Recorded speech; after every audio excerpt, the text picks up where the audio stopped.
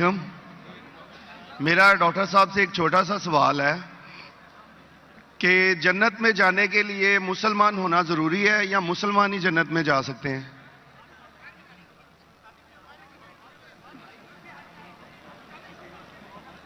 بھائی صاحب کا سوال ہے کہ جنت میں جانے کے لیے مسلمان ہونا ضروری ہے. صرف مسلمان جنت میں جائیں گے؟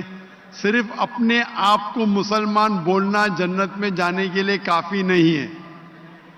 جس طریقے سے میں نے میرے تقریر میں کہا جنت میں جانے کے لیے 4 چیز کی ضرورت ہے. سورہ العصر سورہ نمبر 103 آیت نمبر 1 2 3 اللہ تعالیٰ فرماتے والعصر ان الانسان لفی خسر. اللہ تعالیٰ وقت کی قسم کھاتے اور کہتے ہیں کہ انسان خسارے میں ہے. صرف وہ لوگ بچ جائیں گے جو لوگ کے پاس یہ 4 چیزیں. نمبر 1 ایمان. تو صرف مسلمان بولنا ضروری نہیں ہے اور مسلمان بولنا کافی نہیں ہے. آپ کے پاس نمبر 1 ہونا چاہیے ایمان. اگر آپ کے پاس ایمان ہے کہ اللہ ایک ہے اور اللہ کے آخری نبی محمد صلی اللہ علیہ وسلم ہیں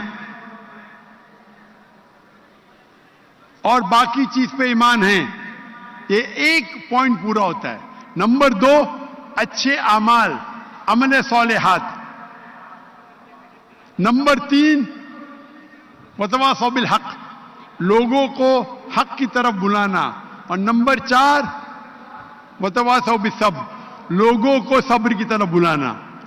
تو اس آیت سے ہمیں پتہ لگتا ہے کہ جو آدمی، جو انسان اللہ کے علاوہ دوسرے اور کی عبادت کرتا ہے وہ غلط ہے، وہ جنت میں کبھی بھی نہیں جائیں گے. اور یہ سارے کتابوں میں لکھا ہے، ساری مذہبی کتابوں میں، چاہے بائبل ہو، اولڈ ٹیسٹمنٹ ہو، نیو ٹیسٹمنٹ ہو، دھما پڑھ ہو، بدھسٹ کی کتاب ہو، وید ہو، سارے میں لکھے ہے.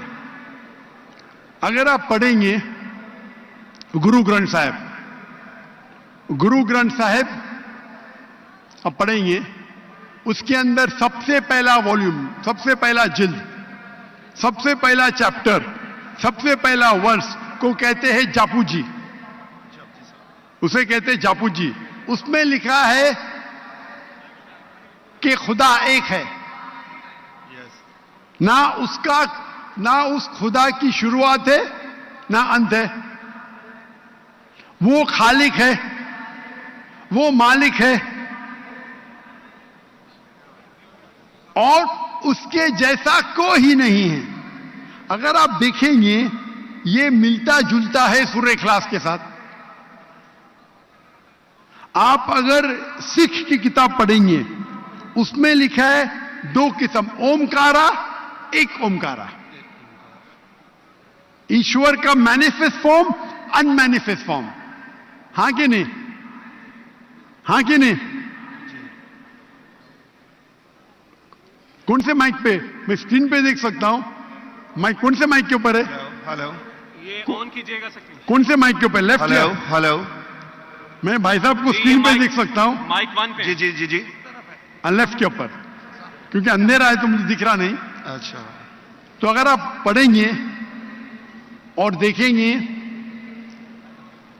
کہ خدا کے کئی نام ہیں. رائٹ. کہا جاتا ہے ستہ نامہ، ہولی نیم. پروردگار، جی. پروردگار بھی ایک نام ہے آپ کی کتاب میں، ہاں کہ نہیں؟